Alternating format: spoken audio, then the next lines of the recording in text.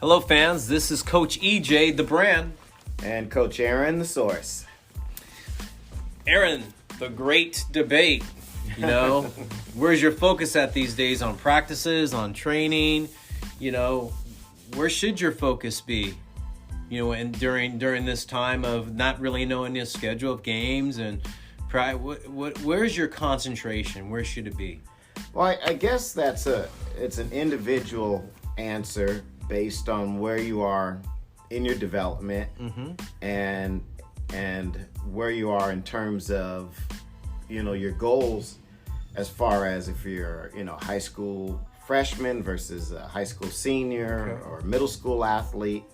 You know, I guess my best answer would be, why not have a balance? And both, I think, can be prioritized if you're scheduling correctly and managing your time properly. Right. And again, I think sometimes athletes and parents get caught into this all or nothing. You know, either got to practice all the time or I got to train all the time. Right. And there's levels to all of this. I think just like there's levels to training where, you know, every training session doesn't have to be a 2-hour workout. You know, there's training sessions that can be as brief as 20 and 30 minutes. Right. So again, it just depends on, you know, the individual and what they're trying to accomplish and where they're at. But I think, being a former athlete myself, they were always both in play. There was never one or the other. Right. And it's just that maybe, you know, if you're looking at a scale, one time of the year it's 70% training and 30% playing or practicing, and then another time of the year that shifts. So I think that's really how it should be looked at. But obviously I'm a little biased on the training side, Right. because I see athletes where they just give themselves this window. Okay. I'm going to train for 2 months. Gotcha. And they train for those 2 months and then nothing else after that. They just go, and it's like training. I always tell athletes, it's kind of like putting money in a savings account. Okay. And so you train and you build up that savings account. Then you spend that savings account through competing. Right. Okay? Gotcha. But you don't have unlimited funds. You always have to replenish. I mean, you always got to put some in the savings account. We're not like the U.S. government in deficit spending. You know, you can't just keep printing money. You know, right? No printing here. No printing. So, and so I think that you've always got to keep that in mind. Say, hey, look, okay. There's a time to get some training in and some intense training, and that may be all you do for a period of time. But then there's a competition time of the year. Okay.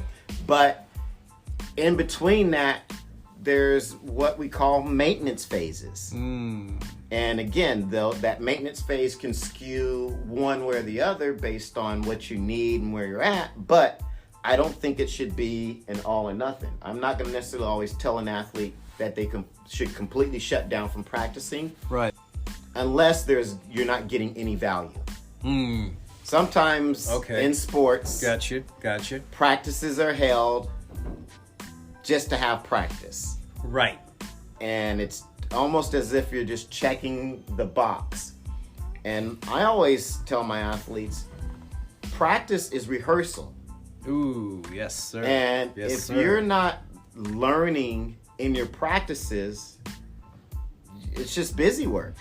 It's just out there. You're just out there.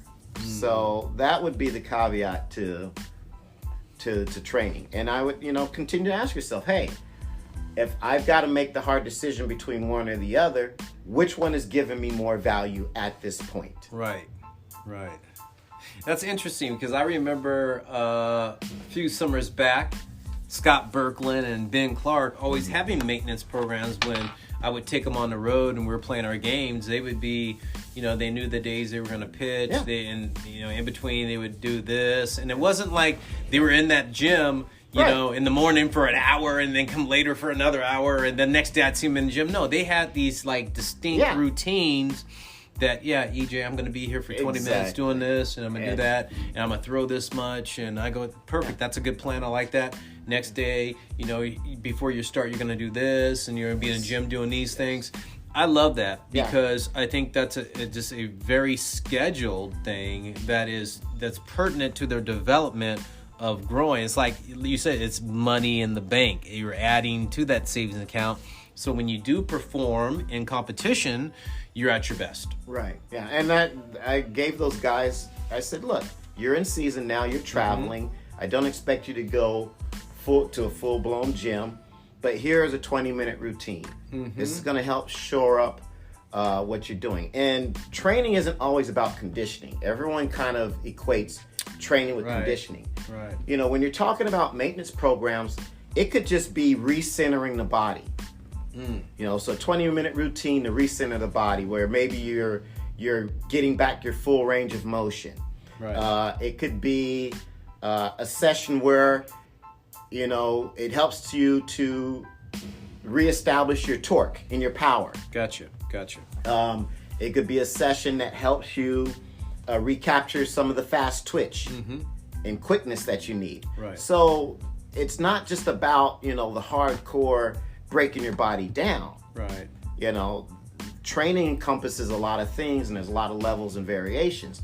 And those are just some of the things that, you know, athletes, that'll have them do during the season. Okay. You know, hey, we've done this. Yeah, we've done 4 weeks of this base training. We've got a Right. whole bunch of money in the bank. Well, you know what? Now let's just, you know, once a week, twice a week, even my major league guys. Right. Hey, here are some routines that you need to do so you don't lose these attributes that you've built. You don't lose this torque Okay. when you're throwing. You don't lose this speed when you're sprinting. You don't lose this pop or power when you're jumping or, you know, swinging a bat or whatever. Right. There's those little things that you can do that just tweak the body. But it's kind of like, hey, okay, let me add a few more dollars back into the Right, bank account right. that you can now draw from. I like that, Aaron. And it brings me to this other kind of like off subject thing where people think they can just come in for 2 weeks and train and be ready for an event. Yeah. 2 weeks later. Yeah. That's not it, right? I mean, that's not the right way to go either with training. Yeah, But there's a whole process. Yeah. I always look at training as this. There's an education process. okay. The body and the brain goes through an education. Then there's an acclimation process. Body has to acclimate to doing these things. Right. Then there's a command process where now you can do those things on command. And then there's a performance process. Doing those things on command under duress and pressure Yes. when you need it. Yes. So yes. there's a whole process that takes place, and that doesn't necessarily happen in 2 weeks. 2 weeks 3 or, weeks. or even just a month of training. No, it's a like you said. I think the key word you said it's a process. Yeah. I mean, I always tell people it's, you know, because obviously they come to me for running Right. and speed. It's like, well, okay, you've been speaking this, your body's been speaking this language for the last 15 years. Right. How are you going to now speak another language in 2 weeks? You might learn a couple of words, but you're not going to be proficient, Right. and you're not necessarily going to understand the context of these words, and you're not going to be fluent and be able to hold a conversation. Right. That's training. Training is your body learning another language, basically. Right. Right. And unless you immerse yourself in it, how can you learn another language? They say the best way to learn another language is to immerse yourself in it. True. So true. Can't be not a better ending to that, really, Aaron, is to immerse yourself into being organized and understanding what is going on in this great debate here. You know, so anyway, this is Coach EJ, the brand. Coach Aaron, the source. We'll check you out later. See ya.